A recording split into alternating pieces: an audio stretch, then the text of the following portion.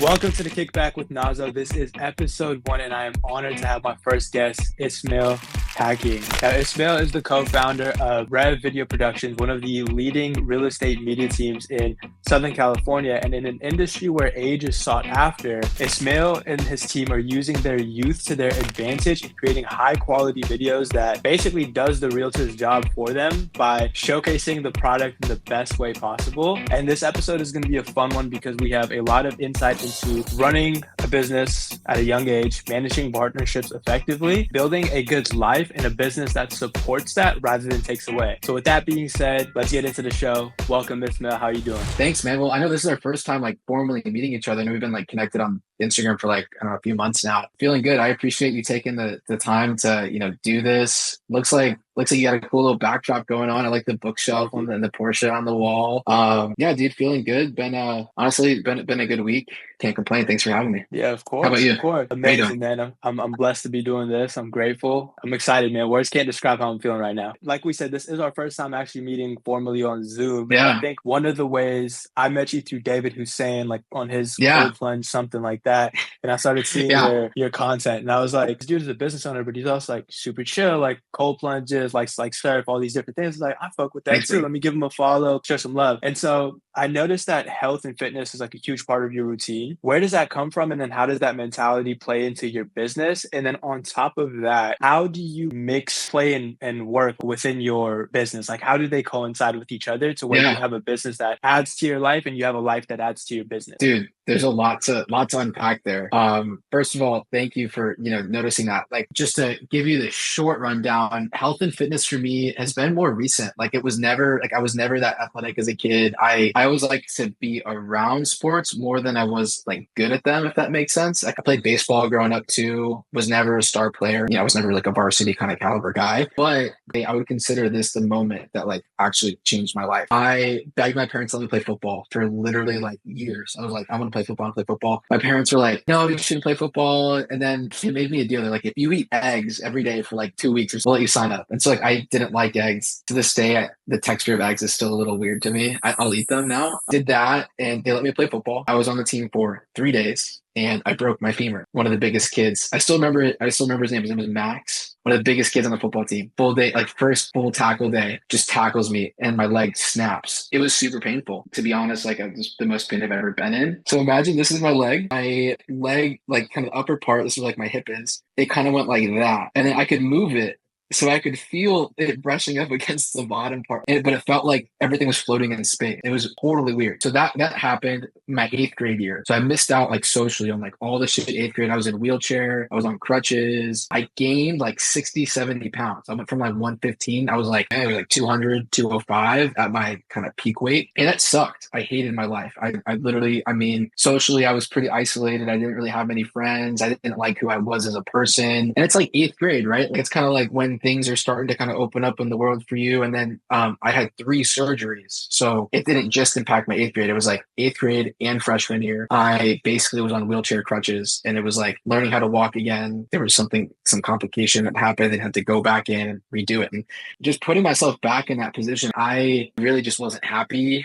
I was just fat and just unhappy. So going into sophomore year of high school, I ended up joining the wrestling team. And that's where I'd say my life kind of got a lot more on track. I got my ass kicked every day for months. I was 200 pounds, but I was wrestling the quarterback of our football team, 200 pounds, but he was 200 pounds of fucking muscle. That kind of instilled a level of discipline in me of work hard, challenging myself. I think Alex Mosey talks about this sometimes. It's I really didn't like where I was to the point where I just wanted to go a complete 180.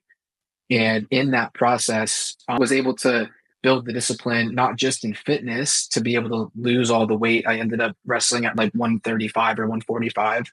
And I obviously grew a lot and hit some growth spurts along the way. But from there, I learned how to be focused in school. So being focused in fitness translated to turning around my academics. And I was luckily able to get into school. And I'm from St. Louis, Missouri, and nobody leaves St. Louis. Everybody kind of just stays in the Midwest. Nothing against the people there, my family or anybody there. Just I wanted to get far away from that, and was able to get into one school, and it was STSU. And then I came here, fell in love with San Diego, and health and fitness since has been pretty much a part of my daily life. I'll say ups and downs. I got like fully into weightlifting the summer going into my sophomore year. And then I like slacked off a little bit, and I kind of dirty bulked a little too long, and I kind of went back up to like 190s and like the 195 range. And that was when we started Rev. If you look back at photos of when we started Rev, like back at those, I'm like, damn, I was a bit chubby. And then Yeah. like now, flash forward, I've reached some points where I've realized the only way for me to be a good leader is to be the best leader for myself, which is putting myself in that disciplined mind state where before I start doing anything for work for the day, I have to work out. Like like 5, 6 days a week, I'm running/lifting. For me, functionally as a leader of a business, it's pretty vital. I don't think I can actually have one or the other anymore. It Yeah. has to be both, and they both complement each other. So that was a really long-winded explanation of my journey with fitness. And I'm sorry, I want to know about yours too. What got you into yours, and how'd you get into fitness? Funny how you were talking about football. I like begged my parents, especially Middle Eastern parents, they don't want us getting hurt. I literally went, paid all this money to be on a football team. First 2 days of practice, got cracked, and I was like, yeah, fuck No this. way. I was like, bro, this is not worth like the cheerleaders. This is not worth the people in the stands. Like, fuck all this. So you lasted 2 days. Lasted We're 2 right days. there. I was like 3 days, bro. That was about it for me. I also love the point that you mentioned where you reach a point and then you do a complete 180 and just keep going to the opposite direction of where you were. And I feel like Yes. for a lot of people who are able to achieve some sort of success, and their definition of success is they've all hit their version of rock bottom. And instead of staying there, they use that as the 180, right? Like, don't go down, just go up, because you can't go down anymore. So I appreciate you being vulnerable and like showing that, because I think that's super important to the person that's watching this. And I hope that they're watching this and this meets their page, their timeline at the point they may be at rock bottom, and they know it turns out just fine, bro. Like it perfectly does. good. I have goosebumps now. Just give me goosebumps. There we go. There we go. My thing with fitness and discipline, I was always into fitness. I had these different cycles, but it wasn't until I hit 25% body fat where I looked in the mirror and like, dude, what the fuck is going on? I got to make this change, bro. Because I woke up with this vision where I was like, all right, I know the money that I want to make, the life that I want to have, the type of girlfriend I want to have, the type of car I want to drive.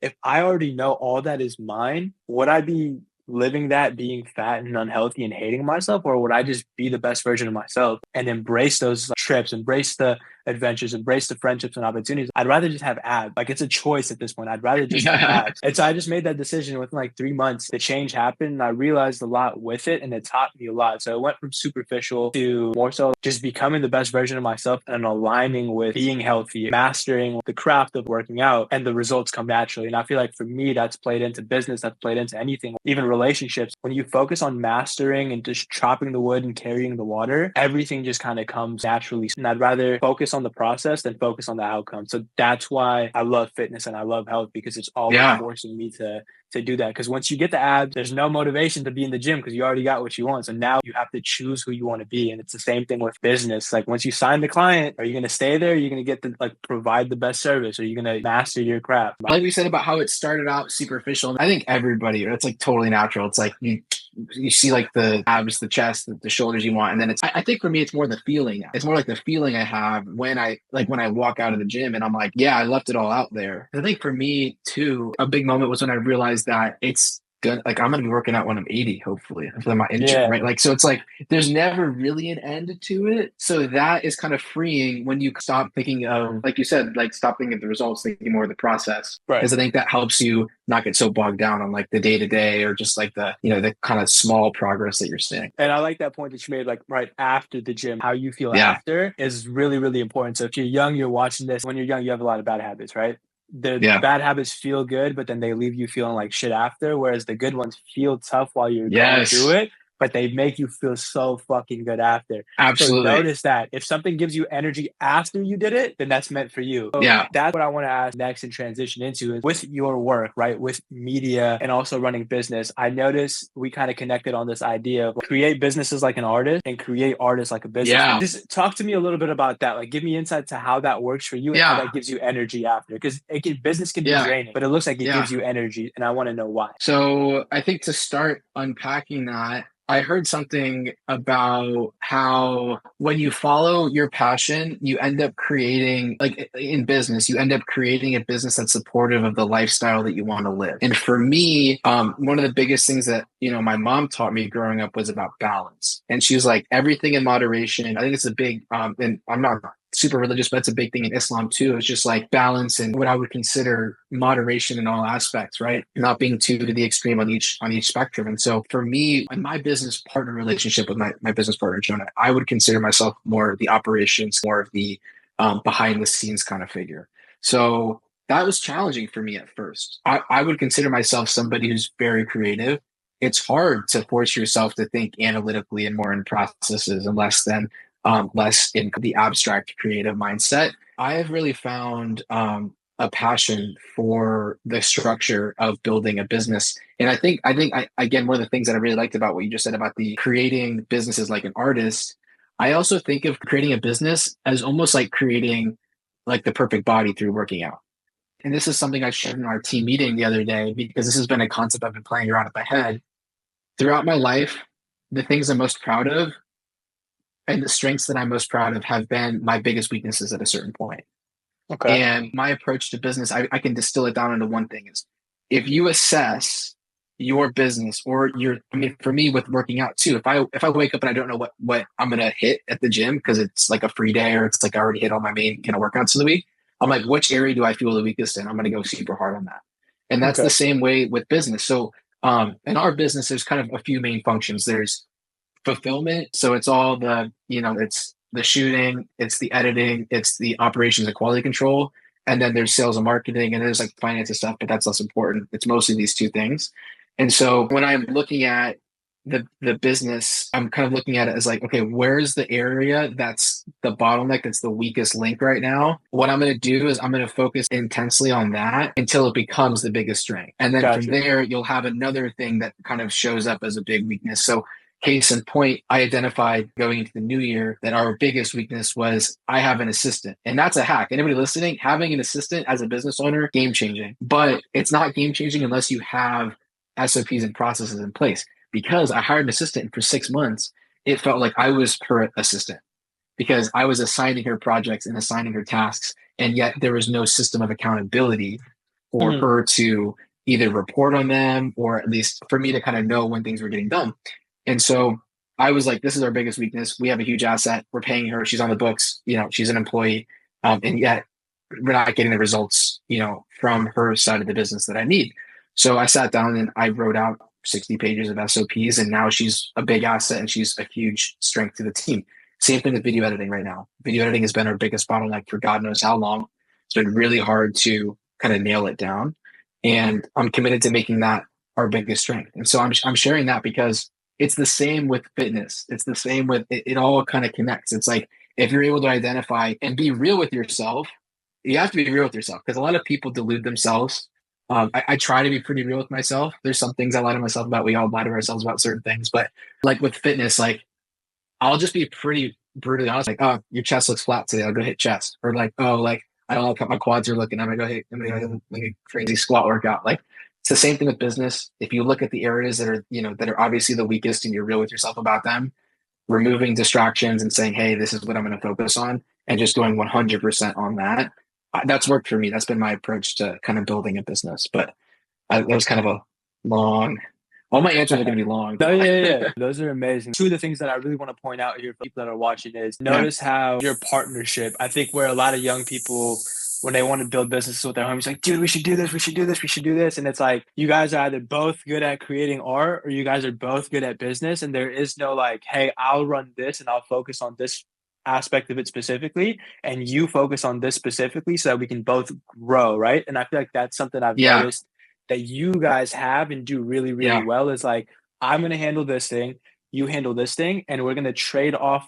We're going to put the same amount of effort in, but we're going to grow linearly. Where like, hypothetically, if there's like two people that want to be partners and they're both good at like creating art, they're going to be struggling artists. And if there's both two people that are just like good at like marketing, they're going to be good marketers, but they're not going to be making sales. What I noticed with you guys is like, you guys both have a specific skill set that you guys thrive in and you guys focus and everything moves forward. So that's the one thing I want to point out. Yeah, go ahead. I want to add to that too, because that's a really great point.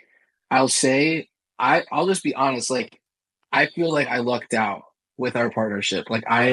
There's so much about it that feels out of my control that it just happened to work out. I want to add to that too, because yes, we do have different skill sets and we kind of stay in our own lane. But I think what actually really makes it work even more is that there are certain overlaps that are untraditional. Like Jonah, my partner, he is the kind of the creative powerhouse of the business. He's a cinematography major. He's super talented behind the camera. He's been doing nature photos. When I first found out about him, I scrolled down his Instagram. He's like hundreds of like beautiful landscape photos. Like he's been doing Yeah. photography for so long. You would be surprised at the level of IQ that he has in finances, as well as in sales. Like he is really, really talented in a lot of things outside of the creative realm. To be honest, for me, financially, I'm less involved in the finances of the business. I have a different outlook on finances than he does, and his works I think a lot better for the business. So that's a kind of an interesting little trade off that we have. It's like to be honest, like my role in the business in a traditional business would probably handle all things business, all Right. the operations, all the sales, all the marketing, all that. And I would say we're 80-20. And like the other little 20% that I have, I would say is I have a really good eye for quality review. And so before we send projects, attention to detail in reviewing projects before we send them out. And that's kind of my contribution to the creative side of the business while being in the more operation side. So if somebody's looking for a business partner, the number one thing, like you said, is you got to have somebody with a complementary skill set. I Yeah. think it's really hard. I think it's really hard to run a business. I don't know if it's impossible, but I know it's really hard to run a business if you both have things you want to do and you each want to do the same things, and there's Yeah. things that you don't want to do that nobody does. And so I just kind of have this mentality of I like doing the shit that nobody else is going to do. I like being the bearer of bad news to clients. I just adopted the I like doing this kind of thing just to kind of Uh-huh. overcome the fear of having to do, I would say, less fun parts of the business. To me, they're fun now because I've built a skill set around them. But filing the LLCs and filling out the documents and doing The contracts and the the unsexy operations, side of the business. Yeah. the unsexy side of the Yeah, business. the unsexy Jonah, side my of the business. partner, he's all over our Instagram. He's got the cute face. He's on there. He's the face. And so, when you're starting a business, having a business partner is very key. I think a lot of business owners I know struggle because they just don't have a business partner. And to that point, my worst days are usually his best days, and his worst days are usually my best days. So it really Gotcha. helps to have somebody where if I'm feeling off, he's killing it, and if he's feeling off, I'm killing it. It kind of balances each other out. So yeah, I just wanted to add that. I know you had another thing. I'm sorry. No, no, no. That's a great point. I love you giving the insight because I mean, just with anything in life, it's not always going to be 50-50. I don't know if balance is the word, but like missing puzzle piece in a sense, right? Where it's Yes, like, definitely. yeah, Definitely. yeah. So that's very key. The other thing, when people are young and they want to start businesses, especially business majors, you're a business major, right? Marketing. Yeah. Yeah. In the Marketing. business school. Yeah. But yeah, So when we go, we think like, oh, like, we're supposed to learn everything and we know everything and then it's smooth sailing after. That's not the no. case, right? My philosophy is something that I've learned with these different experiences. Like you start a project, you start an end goal, right? You have like the mission involved. And instead of like sitting in class and like learning everything, you take a step forward, figure out like the weakness, like you said, like, oh shit, I'm weak here, but this is necessary for me to get to the next level and get to the next level and get to the next level. How can I fill this? And I've noticed a pattern with like you saying that like in the gym, you'll do the same thing. In the business, you'll find a bottleneck and you'll expand. With like the partnership, it's like, fuck, I'm not feeling well in this area. I'm lucky to have like a partner to step in where like I can't step up and like vice versa, Definitely. right? Definitely. Yeah. What's the advice here for young people who face objections and wanted to start their own business because they don't know the how, right? Oh, What's your advice to yeah. get them going? I think there's a lot of cliches that I could say that I'm not gonna go down the cliche route. I think there's a lot of things I could say. If you could tell your younger self, how about that? Yeah. What you would want to tell your younger self? Honestly, here's the thing. I get actually asked this question quite a bit. What I would say is when you're starting a business, first thing I ever did when we started Rev, and I can only speak from my personal experience, was niche. So Okay. first thing you got to do is identify an area that a population of people you can help, and identify whether or not that population of people is actually going to be able to pay you what you want to get paid. When we started Rev, I wrote out and we wrote out boxes of like who are the types of clients we want to work with. We just want to stick with real estate agents. We want to do work in San Diego, yada yada yada. So I would start there. So I would first identify people you want to work with. That's Mm, a key missing component to a lot of businesses. People when they kind of start their businesses, they they build merch or like they design merch for their Yeah. company. They get a logo. They do all that. They do all the things that aren't actually building the business and identifying customers. And so first of all, think about who you want to serve. If you're building a company, it's either a service or a product. So for Right. a product, you're going to solve a problem and build a physical product or a digital product that's going to solve that problem. And a lot of that right now is like education and stuff and all that, Yeah. but I think for service businesses, it's about service, right? You want, when you're working with people, you want to know who you're working with and you want to like the people you're working with. So first of all, identifying those people, and then from there, creating your LLC, getting a business bank account. It makes it feel more real. You can Right. invoice people. We can invoice people through Stripe. So that was the process that we did. Advice, just that I could sum up, I would say, don't do it alone. Find a business partner.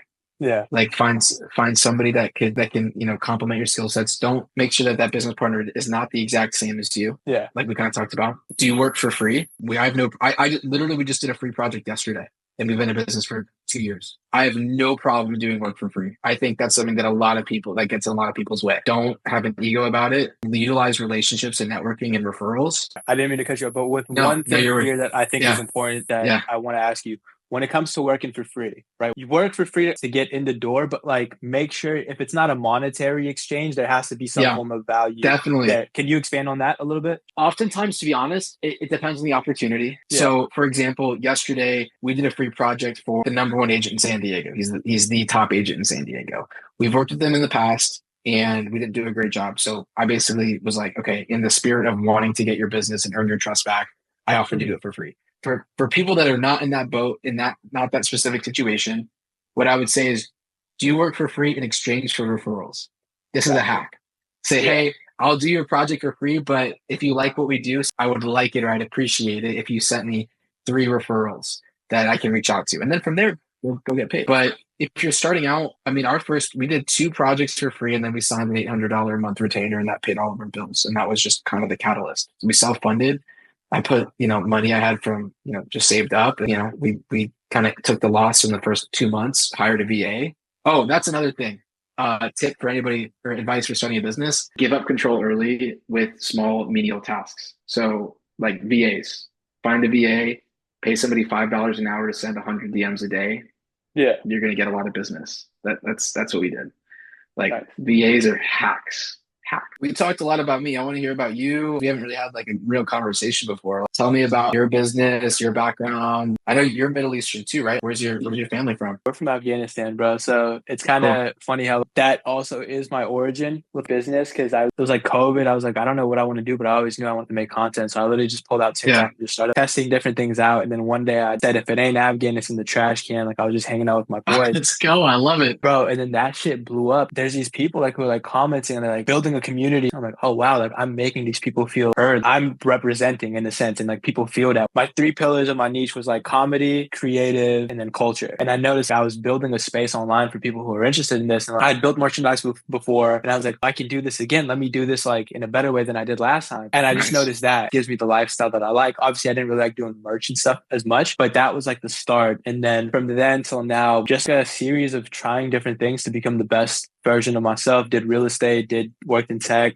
I was literally doing freelance videography for like businesses and brands and stuff as well. That's crazy. That's been kind of like a sum up of the journey. And it all started from, if it ain't Afghan, it's in the trash can. And I think now... Great rhyme. You should like trademark that or something. I don't know if you already have. You should totally try to trademark that or something. Bro, I think I should. I don't even have my original merchandise pieces, but I know some girls in Canada and Germany and Holland are wearing my name on their chest right now. Like it's so wild and bizarre for me to believe. That's legendary. Yeah. If it ain't Afghan, it's in the trash can, dude. So what about like, I know you've got a couple of businesses or like things like kind of in the works right now. Tell me about like kind of what you've got cooking right now. Like what's next for you? Like I said, how in the beginning it was, if it ain't Afghan, it's in the trash can. That became a business. Now, with all the experiences that I've learned throughout these years, I'm realizing how business is an opportunity to better our lives. That's why I think we kind of click, because it's like being healthy translates to a healthy business. Being disciplined translates to a disciplined like schedule. And so for me, I'm realizing like, money and monetary stuff isn't the goal. It's to become like build the best life possible, and business is a vehicle to support that. And so that's where I'm at right now. Definitely. Like building the best life that I can possible in terms of how I want to live, who I want to be around, how I want to work, and then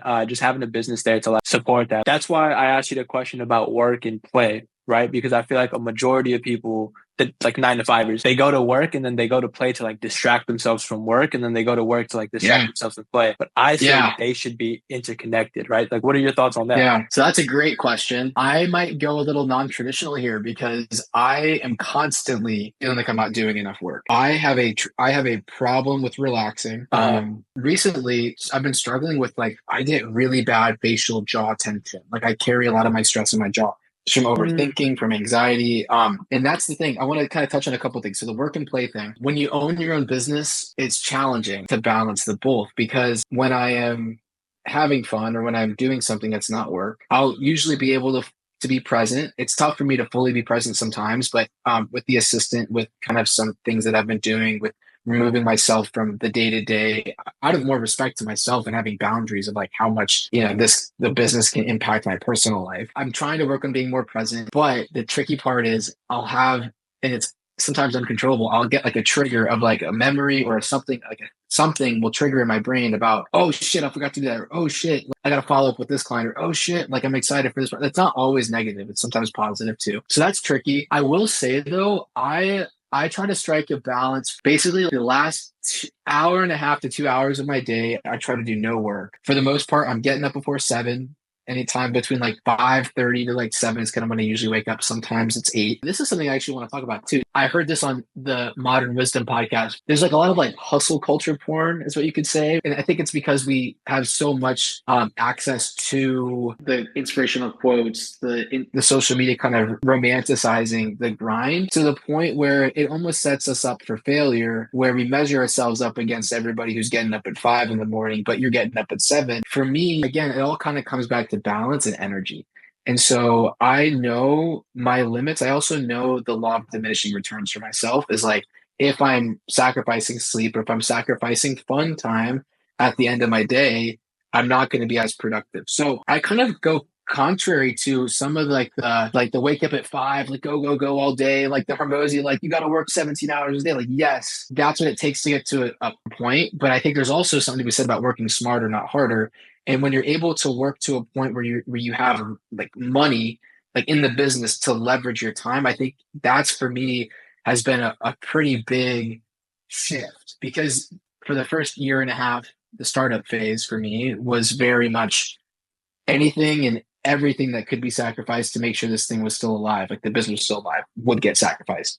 My sleep, my workouts, my time. Since we started the business, I have a former relationship I was in has ended, not necessarily due to the business, but I will say removing distractions has been very helpful for me within the business. And I will say it's all about balance, man. I really struggle. I'll be like 5 or 6 p.m. I'll be like kind of done for the day. And then I'll be listening to a podcast and I'm like, okay, should I be working more? Like, am I not working enough? Like, am I working enough? Like, I constantly kind of am running through that. Like, am I working enough in my head? I've been trying to work on just being less hard on myself because I think what gets a lot of times people to be successful is that being hard on yourself. I listened to, I don't know if you know Jensen Huang, the CEO of NVIDIA. A good podcast I'd recommend to anybody listening, but especially you, bro, is Founders. It's on Spotify. He did one on the founder of NVIDIA, and he just really said he wakes up every day and he says, "You suck." It's like he wakes up in the morning every day. And he's like, "You," like to himself. It's like, "You suck," and I'm like, that's fine. And that's kind of sometimes what gets you to a level of success. But I think for me, I've really been struggling with and overcoming the struggle of how to balance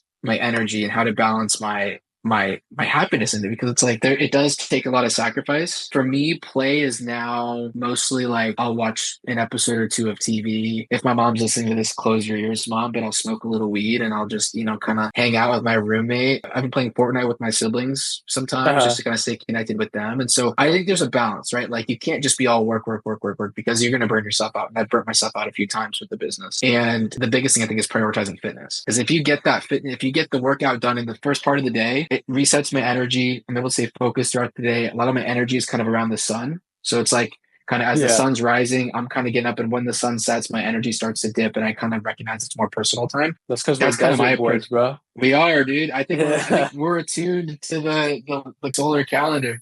Yeah, man. What about you? What's your approach to work and play? Great points, right? Great points. And I really like that you mentioned that and you're being honest about that. Because where I'm at right now in my journey is really understanding what the definition of success is. For me, for a Yeah.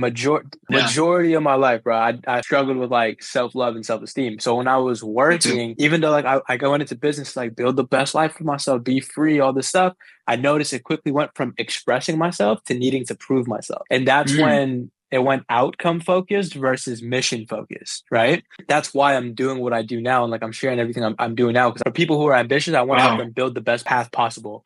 And so Love I that. noticed like when I was doing service-based businesses like freelance video or like designing or even like real estate, I noticed I was escaping shit that I didn't want to deal with. That's why I would work Mm, hard. I wouldn't smoke, I wouldn't drink. That was my drug. It was like the working and it was the working. And then when I mm, accomplished like yeah. the worst days, not the worst days of my life, but like the emptiest days of my life last year was when I closed my first deal in real estate, right? Wow. And when I moved to SF to work my 6-figure job. And the reason was because that wasn't my definition of success. That was me trying to prove to others that I'm successful. And if the point in life is to like build the beautiful garden, but you're constantly cutting every flower to show people that you're a gardener, there's nothing going to be left for yourself to enjoy. Ooh, I Yeah. love. That's the best thing I heard all day. That's fucking awesome. I love that. Thank you, thank That's a you. that's And a great so, analogy. thank you. With what you were saying with balance, I want to add on to that and say, like, your definition of success is important because if you want to wake up every single day and do what you love, and you can find the way, you can find the skills to be able to do that, then that's Yeah. success, right? And that's what's going to energize you at the end of the day. Whereas, like, if you're doing something that the outcome's good, but you hate the process of doing it, then it's just a means to an end. You know what I mean? And it should be Yeah. the goal should be like the Yeah. process, mastery of a craft, mastery of yourself, mastery of oneself, and becoming the best version of oneself is the true pride. And the outcomes just It come is. naturally. You know what I mean? Dude, that two things you said that I love. One, the gardener, the flower analogy. That was really well put. I really Thank you. love that. Thank you. The other thing was when you said I guess like the emptiest days or whatever adjective you use, like like the low days were when you achieved the outcome that you thought you wanted.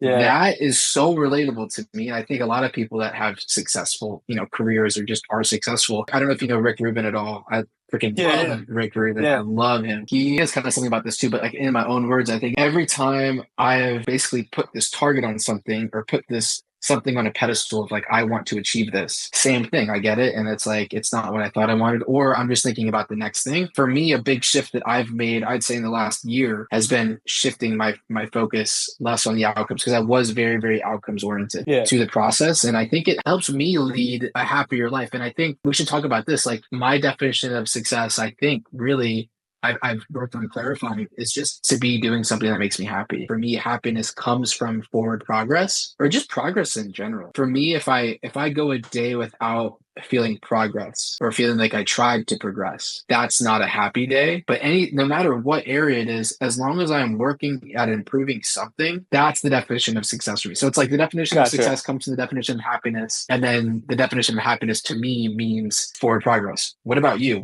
How do you define success and how do you define happiness? There's this, I think Yeah. from Modern Wisdom, I think Chris Williams posted, it's not about the pursuit of happiness, it's the happiness of the pursuit, right? Have you seen that? Yes. Yeah. Yeah, I yeah, think I yeah. have seen that. I think I have. So that's an important one. And then I think my definition of success is like to be able to wake up every single day and do what you want, but not in like, man, I'm going to wake up and just be lazy here, like whatever, whatnot. Like not that. Yeah. More in the terms of like wake up and do what I want to serve others, to inspire others the way that I want to, not wake up and go to a job and like have to do something for a paycheck because that's me going in to get versus like Mhm. me waking up to like, do the things that give me energy and better myself and refine myself, turn myself from lead into gold, and the gold is already in there in order to Love serve it. others, not to become something, but to unlock what's already there. And I do this to inspire others, to serve others, and to lead others. So this Porsche, it's not like Porsche was the only car that I've ever thought about of wanting, where it's not like, oh, I'm gonna look cool for like other. Yeah, there we go.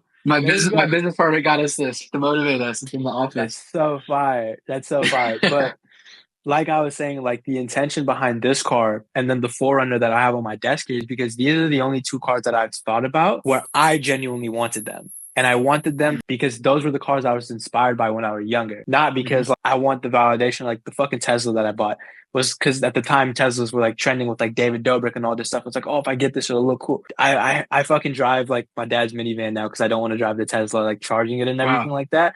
Yeah. Wow. But that's what I mean by doing what I want, going after my desires, but in order to serve a purpose and serve a purpose in the world. Like driving that Porsche down, I had a dream. It felt so real. I was driving, I think 805 west from Mission Valley to downtown. You know when you pass Yeah. that little hill in Hillcrest where the hospital is? Yes.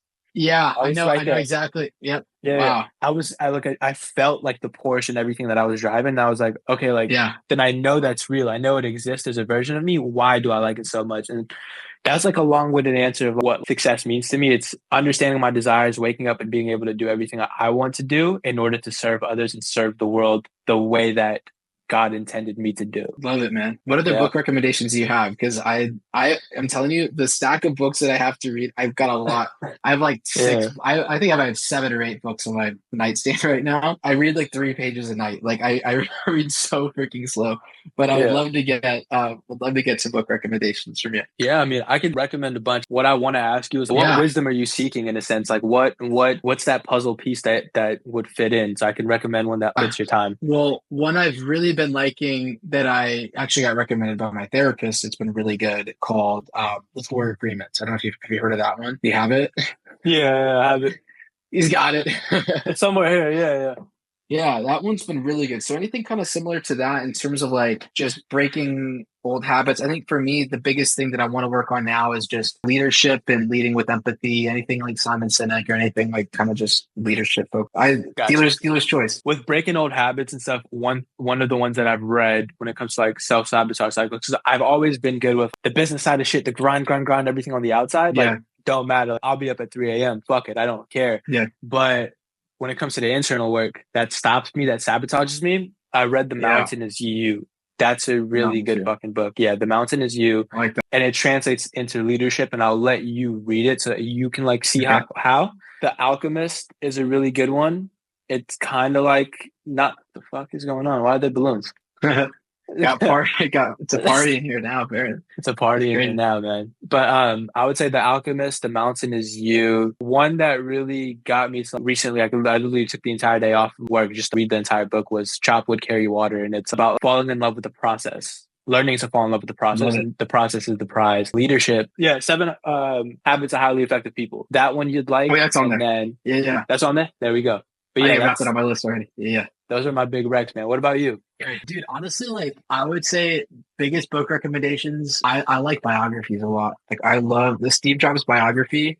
I don't know if you've ever read that, but I think I started reading it in 4th grade. Like I was obsessed with Steve Jobs as a kid. It was like I was big into tech. I'm not Yeah. really that big into tech that much anymore. But the Steve Jobs biography, Can't Hurt Me by David Goggins, I think was one that I really needed to hear when I read it. Was like right when I kind of got into fitness. Oh, I don't have it on me. Buy Back Your Time by Dan Martell. That was my book that I read at the beginning of the year, and that really kind of set the path straight, I think, because there was a lot of plateaus that we were facing with the business kind of end of last year, and that book just kind of opened my eyes to Guys. possibilities. So I love that one if you're looking to build a business. And then I guess finally to wrap this up, what's next for you personally, passion projects, and what's next for you in the business, and where can people find you? Yeah, great question.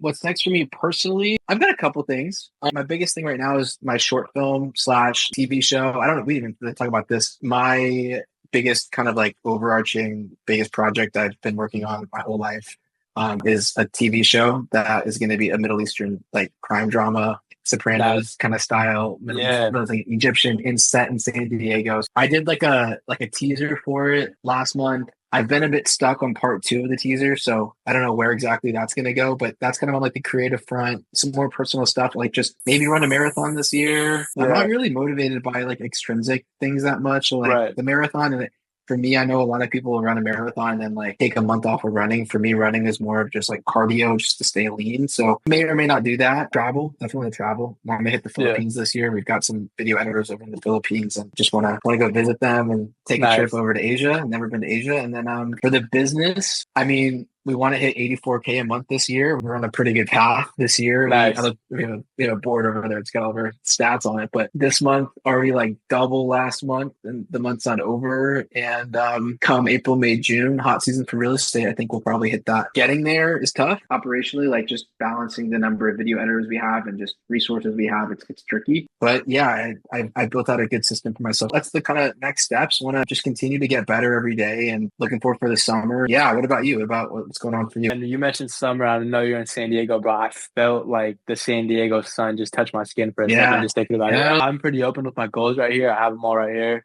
Make 60K a month doing something I love. So realistically, my info business, 12% body fat through alignment, not through trying to achieve it. Like I'm fine with achieving the 12%, like even if it's December 31st, living in San Diego and just being a better friend, a better boyfriend, a better son, a better brother, uncle. Dude, let me know when you move here, bro. Let me know when you move here. We'll go hit a workout. I think I'm celebrating my birthday down there Memorial Day weekend, and then when's your birthday? May 24th. So like the 23rd to the 26th, that weekend. Cool. So, but yeah, no, definitely got a lot of exciting things coming up. This podcast, dude, I was literally sleeping and I just woke up and I had the ideas. All the questions came out and everything. I woke up first thing, boom, typed this out. Then I went to the gym and like did everything after. Wow. Thanks, man. But yeah, just bringing this to life, bringing the content to life.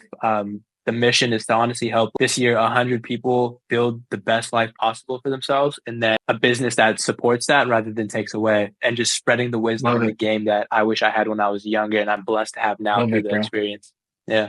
I love it, man. Well, I really appreciate you having me on again. It was great to actually have a conversation with you too. I know we've just been connecting on social, but it was great to actually get to know you and get to, like hear your voice and talk and have an interaction. And I think we're both on a great path, and I love being connected and surrounded by people who are, I feel like an overwhelming sense of gratitude. I just journaled about this today. I was like, dude, like the people in my life, the things that are happening, like it feels like a compounding effect of just positivity, dude. So I appreciate you having me on. I was honored to be the first guest on it too. Like that's an honor as hell, dude. That's a huge honor. It was a pleasure to have you be my first guest. It'll be amazing like a year from now to look back at this, maybe when we're in person, ripping like a annual podcast or something like that, just to check and inspire the people, because that's what it's all about. Make sure you guys go ahead and follow Ismail Hacking on Instagram. My personal is at Ismail Hacking, so it's ISMAIL HACKING, and then my business account is at REV Video Production. All right, thank you for tuning in, and we'll see you in the next one.